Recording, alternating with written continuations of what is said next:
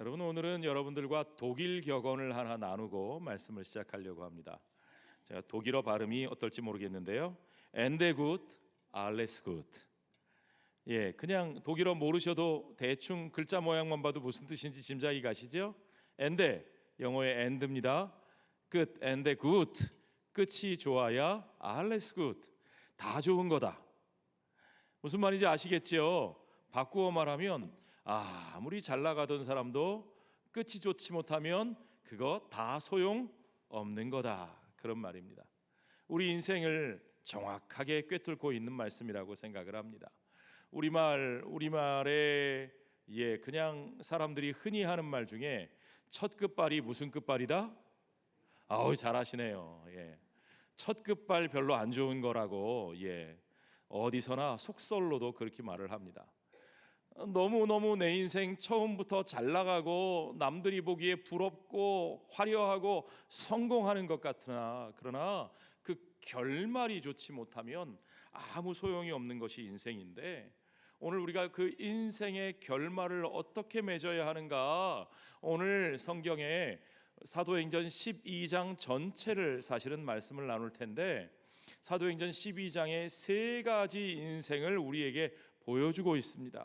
그 세 사람의 주인공을 통해서 어떤 인생을 우리가 살 것인가 하는 것들을 여러분과 살펴보고자 하는데요, 그 세 사람 중에 첫 번째 사람은 누구냐? 바로 이 사람입니다. 보여주시죠. 잘생겼죠? 한눈에 봐도 좀 있는 집 자식 같지 않으세요? 요한의 형제 야고보입니다.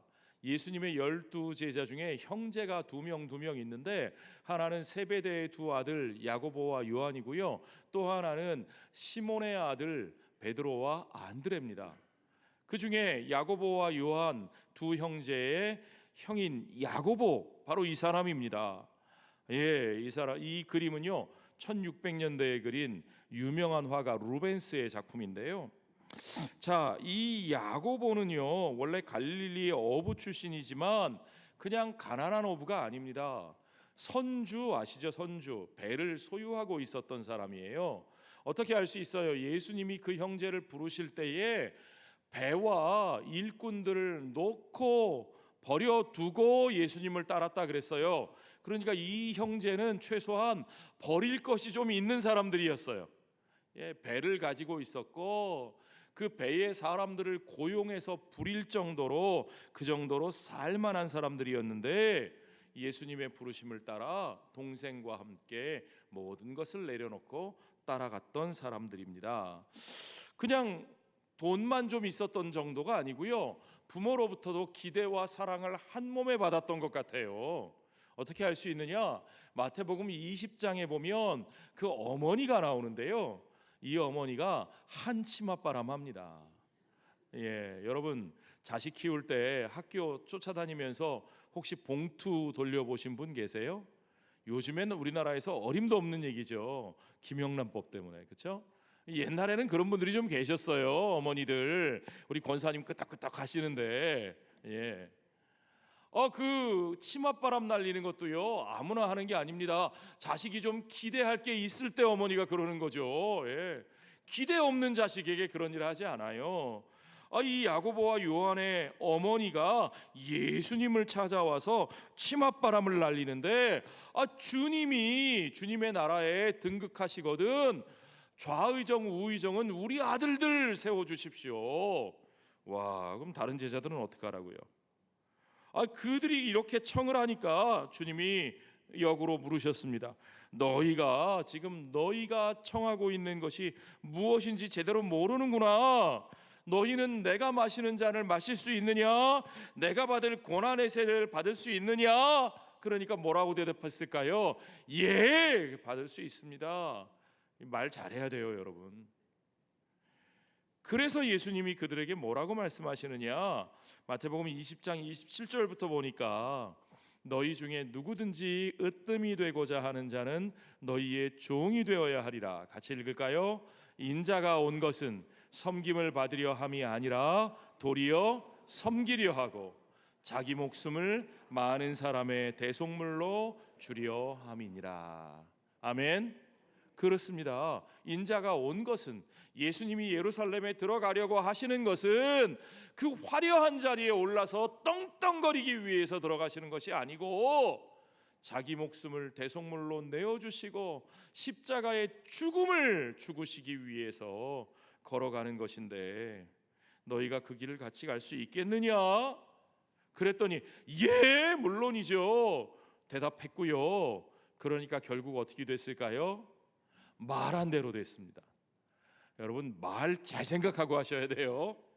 결국은 야고보가 예수님 앞에 장담하던 대로 12제자들 가운데서 첫 번째로 순교하는 사람이 됐습니다. 물론 스데반이 먼저 순교했지만 스데반은 12제자 중에 들어있지 않아요. 7집사 중에 한 사람이고, 예수님의 12제자 중에서 가룟 유다는 스스로 목숨을 끊었고, 이제 첫 번째 순교의 피를 흘렸던 사람이 바로 그 야고보였다는 겁니다. 우리가 읽지는 않았지만 12장 1절에 보니까 그때에 헤로드 왕이 손을 들어 교회 중에서 몇 사람을 해하려 하여 요한의 형제 야고보를 뭘로 죽였어요? 칼로 죽이니 칼로 목을 댕강 쳐냈다고 합니다.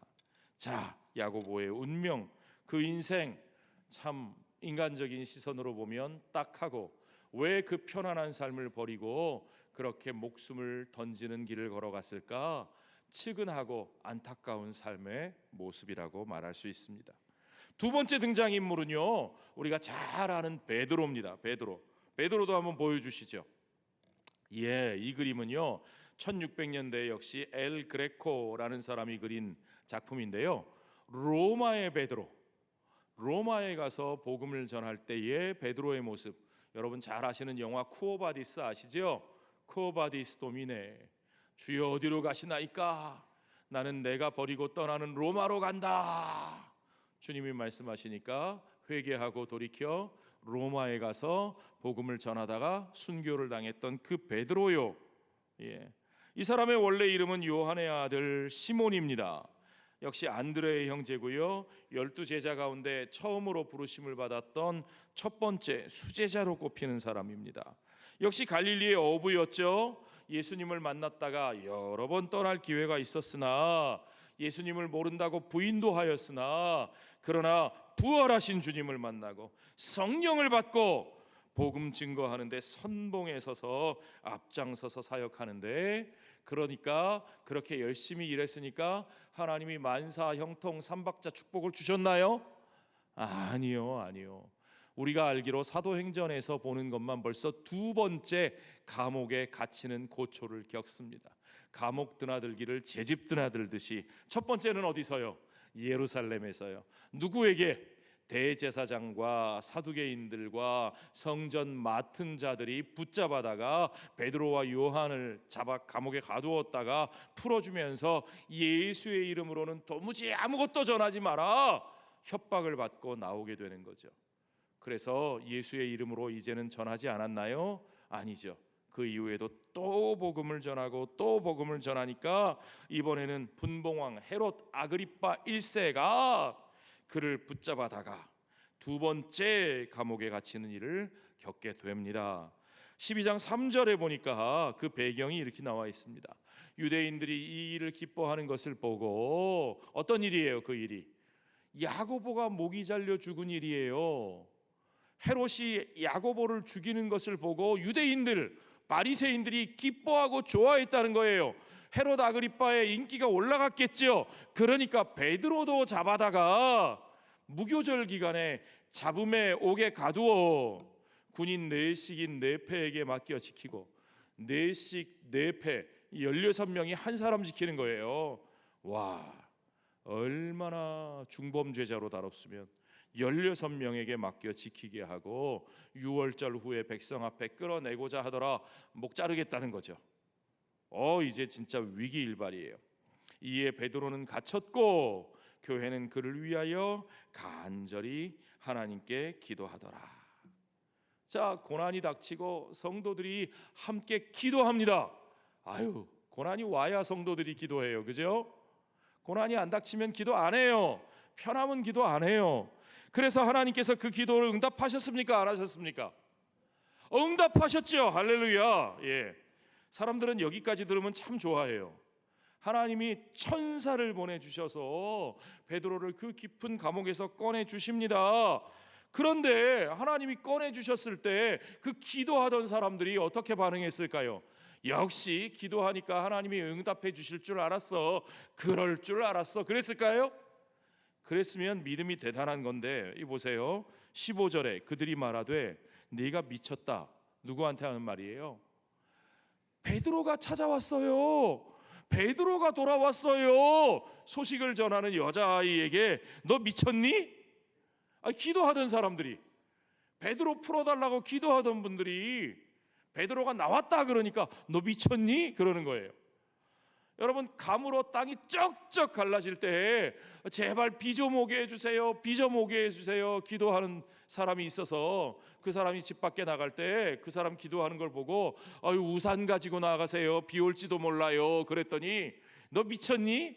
저 하늘에 무슨 비가 오겠니? 그러면서 나가면 이게 말이 돼요? 예.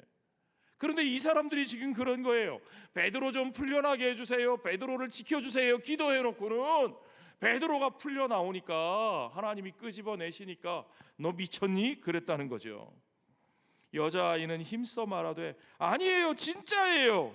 그들이 말하되 그러면 그의 천사라. 그러면 베드로가 벌써 죽었구나.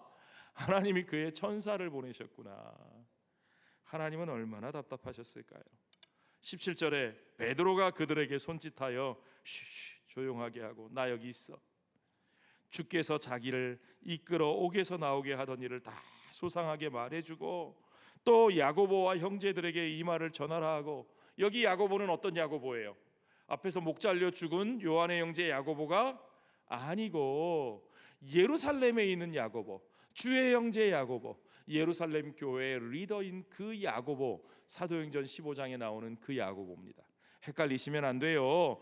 그러니까 베드로는 언제나 사역을 하면서 예루살렘의 공회에 늘 보고하고 소통하고 지도를 받는 일을 멈추지 않았습니다. 그 소식을 전하라고 하고 그리고 떠나 다른 곳으로 가니라. 성경에는 어디로 갔다고 나오지 않습니다. 이때 유대 지역을 떠난 베드로가요, 어디로 갔을까요? 이 성경에 보면요, 사도행전 15장에서 베드로가 예루살렘 공의회 때 잠깐 나타나서 증언하는 것 빼고는 그 이후에 베드로가 등장하지 않습니다. 그럼 베드로는 어디로 갔을까요? 교회의 역사에 의하면 베드로는 로마에 갔습니다. 아까 말씀드렸죠? 쿠오바디스 도미네. 베드로는 로마로 가서 복음을 전하고 교회를 세웠는데 그 교회가 바로 로마 교회. 그래서 로마 가톨릭 교회에서는 지금도 로마 가톨릭 교회의 초대 교황이 누구라고요? 베드로라는 거예요. 그래서 지금도 바티칸 성당, 로마의 바티칸 성당 그 지하에 베드로의 시신이 묻혀 있다고 주장을 합니다. 저는 모르겠어요. 그러나 하여튼 교회의 역사와 전설에서는 그렇게 말을 합니다. 베드로가 로마에서 복음을 전하고 교회를 세운 것은 틀림없는 것 같습니다. 우리가 흔히 바울이 로마서를 썼으니까 로마 교회는 바울이 세웠나 보다 그렇게 알기 쉬운데, 아니요. 이미 세워진 교회, 아마도 베드로가 세웠을 걸로 추정되는 교회에 바울이 편지를 썼을 뿐입니다. 자, 그 로마에서 복음을 전하고 거기서 베드로는 교황님으로 추대돼서 영광을 누렸을까요? 아니요. 초대교회는 교황이라는 이름도 없었고 그런 지위를 가지고 있지도 않았습니다. 그리고 그는 결국 로마에서 네로 황제의 통치 시대에 박해를 받고 결국은 십자가에, 그것도 거꾸로 매달려 죽음을 당했다는 것이 교회의 역사가 우리에게 들려주는 사실입니다. 내가 어떻게 주님처럼 십자가에 달려 죽을 수 있겠습니까? 나를 저기에 못 박아 죽이려거든 거꾸로 내 주님의 모습과는 반대로 거꾸로 매달아 주십시오 라고 요청해서 그렇게 십자가에 거꾸로 매달려 비참하게 죽었다고 그렇게 전해지고 있습니다.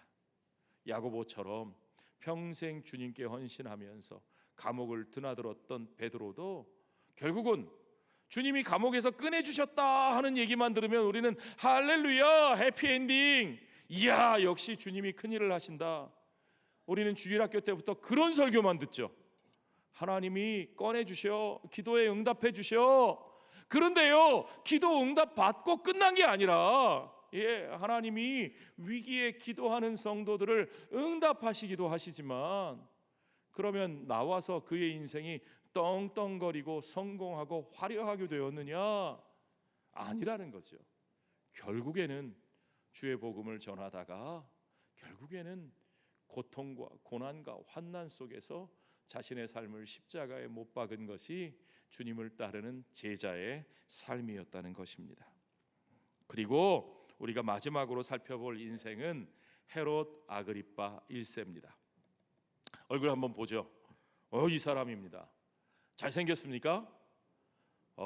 이 사람이 너무너무 잘생긴 얼굴이래요. 그래가지고 사실은 여러분, 미술 하시는 분들 처음에 이렇게 데상 이렇게 배우면 아그리파상, 아그리파 얼굴 흉상을 이 그림 그리는 연습용으로 사용합니다.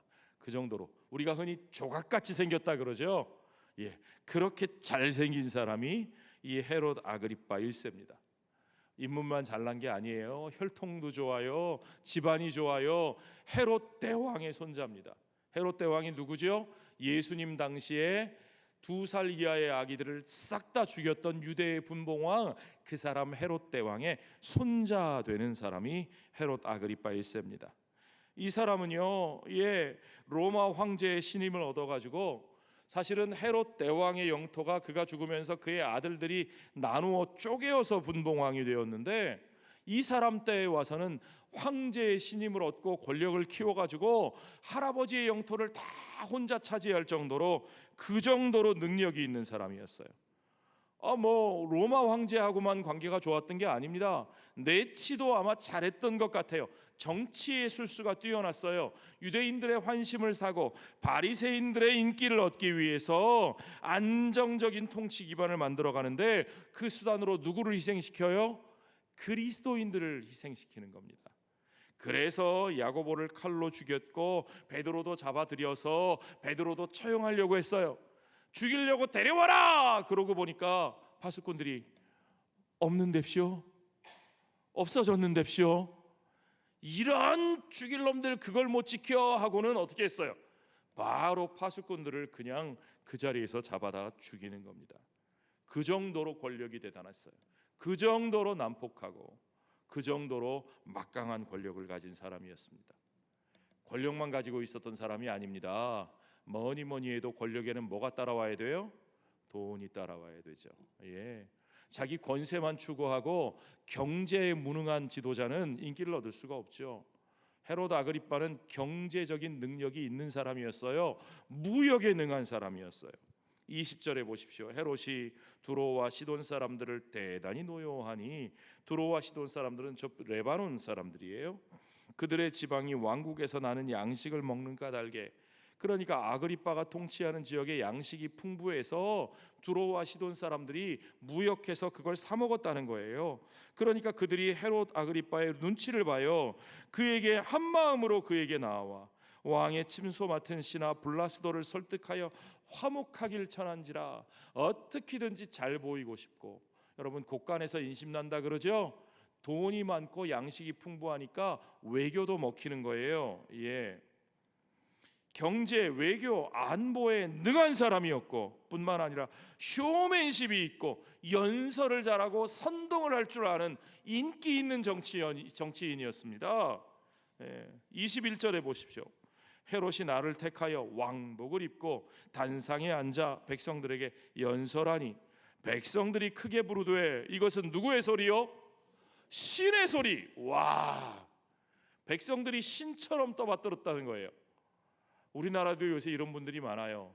나는 신이다 막 이래가지고 신처럼 떠받들어지기를 즐기는 분들이 많고, 최근에 보도를 보니까 허아무개 씨 우리나라의 선거 때마다 나와서 엉뚱한 공약을 막 내걸고 막 공중부양한다고 막 이러던 분인데, 이분이 요즘에는 정치만이 아니라 자기를 신인이라고 부른대요. 신인 사람.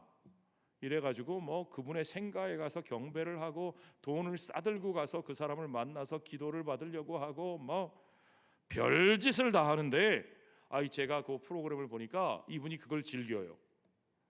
그걸 엄청 즐겨요. 막 자기를 떠받드는 이것은 신의 소리요 사람의 소리가 아니라. 여러분, 정치인을 신처럼 떠받드는 사람들이 있습니다. 그가 무슨 짓을 하든 그가 잘하는지 못하는지를 따지지 못하고 신처럼 떠받드는 팬덤에 휩쓸려 다니는 분들이 있습니다.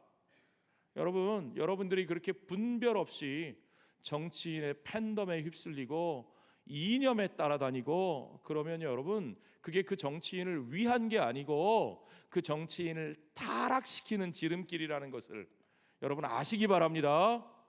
우리가 어떤 정치인을 지지하고 그의 생각을 공감하고 돕는 것은 민주적인 시민으로서 자신의 소신과 양심에 따라서 할 수 있죠. 그래야죠. 그러나 덮어놓고 팬덤을 따라다니고 무비판적으로 떠받드는 것은 그들을 도와주는 것이 아니라 그들을 타락하게 만드는 지름길이라는 것도 여러분이 아셔야 됩니다. 헤롯 아그리빠가 그런 정치인이었어요. 유대 역사가 요세푸스에 의하면 이날의 기록이 유대 역사에 남아 있어요. 헤롯은 은색 옷을 차려입고 환상적인 모습을 연출하면서 카리스마를 뿜어냈다고 합니다. 정치인들이 하는 모든 행동이 연출된 거예요, 여러분. 그는 모든 것을 가진 성공적인 사람인 것처럼 보였을 겁니다. 외모, 혈통, 권력, 경제, 모든 것에 능한 아주 성공적인 사람으로 보였습니다. 아마 당시에 로마 황제 하나 빼고는 세상 누구보다도 잘 나가는, 누구보다도 부러움을 사는 성공적인 인생이었을 겁니다. 그러나 성경은 그의 결국이 어떻게 됐다고 말합니까? 23절 볼까요? 헤롯이 영광을 하나님께로 돌리지 아니하므로 주의 사자가 곧 친히, 그 다음에요, 어떻게 죽었다고요? 벌레에게 먹혀 죽으니라. 여러분, 사람이 벌레에게 먹혀 죽다니요. 이 말이 무엇을 뜻합니까? 이것은 그의 인생이 벌레만도 못한 인생이었다고 성경이 우리에게 분명하게 말씀하고 계시는 겁니다. 여러분, 사람의 가치는 그가 얼마나 많은 것을 소유했느냐, 그가 얼마나 많은 것을 누렸느냐로 결정되지 않습니다. 사람의 인생의 가치는 그가 무엇을 위해 살고 무엇을 위해 죽었느냐로 결정된다는 사실을 여러분 믿으시기 바랍니다. 여러분, 다시 한번 독일 격언을 기억해 보세요. Ende gut, alles gut. 끝이 좋아야 다 좋은 거다. 끝이 나쁘면 아무리 많은 것을 누렸어도, 아무리 많은 것을 가졌어도 소용없다, 무가치하다, 벌레만도 못한 것이 된다고 성경은 우리에게 분명하게 말씀하십니다. 이 장면에서 우리가 좀 깊이 생각을 해봐야 됩니다. 자, 보세요. 야고보도 죽었고 베드로도 죽었고 헤롯도 죽었습니다. 장덕상이도 죽을 거고 여기 계신 장로님들도 권사님들도 집사님들도 다 돌아가실 겁니다. 나는 안 죽을 거다 하는 분 한번 손 들어 보십시오. 우리 다 죽습니다. 그래, 어차피 다 죽을 인생이니까, 그러니까 사는 동안에만이라도 한번 좀 폼나게 살아봐야 되지 않겠느냐. 이게 요즘 젊은이들의 인생관입니다. 그런 걸 뭐라 그러냐, 욜로 그럽니다. 욜로 아세요? 욜로족. You only live once. 당신은 오직 한 번만 산다. 당신의 인생은 한 번뿐이다. 그러니까 결론은 뭐예요? 즐겨라. 걱정하지 말고 즐겨라. 그게 요즘 젊은이들의 인생관입니다. 욜로. 그러나 여러분, 정말 그렇습니까? 야고보도 죽고 베드로도 죽고 헤롯도 죽었으니까 결국 다 죽는 거니까 헤롯처럼 폼나게라도 살아보고 죽는 것이 그게 남는 겁니까? 그게 성공하는 겁니까? 그러나 여러분, 우리가 알아야 할 것은 진짜 인생의 결말은 그것이 아니라는 사실입니다. 진짜 끝은 그렇게 끝나는 게 아니라는 사실입니다. 오늘 본문의 마지막을 보세요. 24절에 다 같이 읽어보죠. 하나님의 말씀은 흥왕하여 더하더라. 다 죽었다. 다 죽었다. 그러나 영어 번역에는요, but 그러나가 들어있어요. But the word of God continued to spread and flourish. 모두가 그렇게 죽었지만 그러나 하나님의 말씀은 끝나지 않고 to spread and flourish, 확산되고 그리고 풍성하게 번져가기를, 넘쳐나기를 계속하였더라. 아멘. 그렇습니다. 우리 인생은 그렇게 끝나지만 하나님의 말씀은 끝나지 않습니다. 그렇다면 하나님의 말씀, 끝나지 않고 영원히 성취되어지는 하나님의 말씀은 우리 인생의 끝에 대해서 도대체 어떻게 말씀하고 있는지, 그게 중요하지 않겠습니까? 보십시오. 야고보와 베드로와 헤롯 가운데서 과연 누가 진짜 아름답고 성공적인 인생의 마무리를 보여주는가? 누가 진짜 성공한 인생인가? 여러분, 요한계시록 20장 4절과 20장 6절 말씀을 보십시오.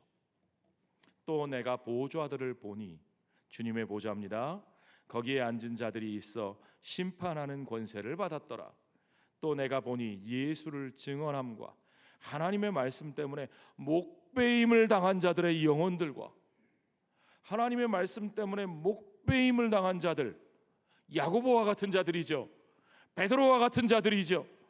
그 영혼들, 주의 말씀으로 고난을 받고 주님 안에서 잠든 그 모든 성도들의 영혼들, 또 짐승과 그의 우상에게 경배하지 않고 그들의 이마와 손에 그의 표를 받지 아니한 자들이 살아서, 그들이 살아납니다. 그들이 부활합니다. 믿으시면 아멘 하십시오.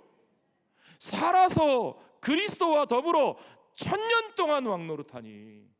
여기서의 1000년은요, 어떤 사람들 천년왕국, 전천년, 후천년, 무천년, 어려운 얘기로 자꾸 무슨 연대를 따지고 세대주의적인 얘기하는데, 여기서의 1000년은 그리스도의 영원한 통치가 영원하다는 것을 상징적으로 우리에게 말씀해 주시는 그런 표현입니다. 그 영원한 그리스도의 나라에서 그리스도와 함께 왕노릇한다고 성경은 말씀하고 있습니다. 6절도 볼까요? 이 첫째 부활에 참여하는 자들은 복이 있고 거룩하도다. 둘째 사망이 그들을 다스리는 권세가 없고. 여러분, 정말 우리가 두려워해야 될 것은 둘째 사망, 우리가 부활에 이르지 못하고 우리가 영원한 형벌의 나락에 떨어지는 둘째 사망이 있다는 겁니다. 그 둘째 사망이 우리를 다스릴 권세가 없어요. 우리들은 부활에 참여하는 자들이 됩니다. 도리어 그들이 하나님과 그리스도의 제사장이 되어 1000년 동안 그리스도와 더불어 왕노릇하리라. 할렐루야. 이것이 진정한 우리 인생의 결말인 것을 여러분 믿으시기 바랍니다. 이것이 진짜 결론입니다. 이 자리에 설 수 있는 자가 진짜 가치 있는 인생이고 진짜 성공한 인생이고, 하나님께서 영광의 자리에 저와 여러분을 서게 하실 줄 믿습니다. 오늘 우리는 선지자 이사야의 말씀에 귀를 기울여야 합니다. 이사야서 40장 6절부터 보겠습니다. 말하는 자의 소리여 이르되 외치라. 대답하되 내가 무엇이라 외치리이까 하니, 이르되 모든 육체는 풀이요 그의 모든 아름다움은 들의 꽃과 같으니, 풀은 마르고 꽃이 시들면 여호와의 기운이 그 위에 불미라. 이 백성은 실로 풀이로다. 풀은 마르고 꽃은 시드나 우리 하나님의 말씀은 영원히 서리라. 우리 하나님의 말씀은 영원히 서리라. 아멘. 아름다운 소식을 시온에 전하는 자여, 너는 높은 산에 오르라. 저 밑바닥에서 헤매는 자들과 함께 같이 아웅다웅 잘났니 못났니, 성공했는지 실패했느니, 내가 더 가졌느니 네가 더 가졌느니, 그 악이 다툼하는 삶에 머물지 말고 너는 높은 산에 오르라. 저 높은 곳을 바라보라. 아름다운 소식을 예루살렘에 전하는 자여, 너는 힘써 소리를 높이라. 두려워하지 말고. 아멘. 우리를 돈으로 권세로 위협하는 자들을 두려워하지 말고, 자기들이 성공했다고, 자기들이 잘났다고 우리를 압도하려고 하고, 우리를 기죽이려고 하고, 우리를 조롱하는 저 세상에 대해서 여러분 두려워하지 말고, 기죽지 말고, 아멘, 소리 높여 유다의 성읍들에게 이르기를, 뭐라고요? 너희의 하나님을 보라. 아멘. 그들의 그 헛된 것을 보지 말고, 그 헛된 영화에 눈이 멀지 말고 너희의 하나님을 보라. 하나님께서 주시는 너희의 삶의 진정한 가치를 바라보라. 벌레와 같이, 벌레보다도 못하게 썩어져 버려지는 인생으로 살지 말고 너희는 하나님을 바라보라. 진정으로 그 하나님을 바라보며 그 하나님께서 주신 사명의 길을 위하여 기꺼이 오늘 내게 있는 그 고난의 길을, 그 십자가의 길을 기꺼이 기쁨으로 걸어낼 수 있는, 야고보가 걸어간 그 길, 베드로가 걸어간 그 길, 우리 모든 믿음의 선진들, 하나님의 사람들이 걸어간 그 길, 우리 주님 걸어가신 그 길을 기쁨으로 기꺼이 택하여 걸어가는 저와 여러분 되시기를, 그리하여 진짜 성공한 인생, 진짜 가치 있는 삶으로 주님 옆에 서서, 여러분 그 모습이 어떨까요? 야고보와 요한의 어머니가 치맛바람 날리면서 그렇게 보고 싶어 했던 모습, 자기 아들들이 예수님의 통치의 보좌에 하나는 오른쪽에 하나는 왼쪽에 서 있는 그 모습, 그 모습을요, 야고보와 요한뿐만 아니라 사실은 주님의 길을 걸어간 우리 모든 성도들이 바로 그 모습으로 서게 될 줄 믿습니다. 그 모습을 향하여, 그 인생을 향하여 함께 걸어가는 저와 여러분 되시기를 주의 이름으로 축원합니다.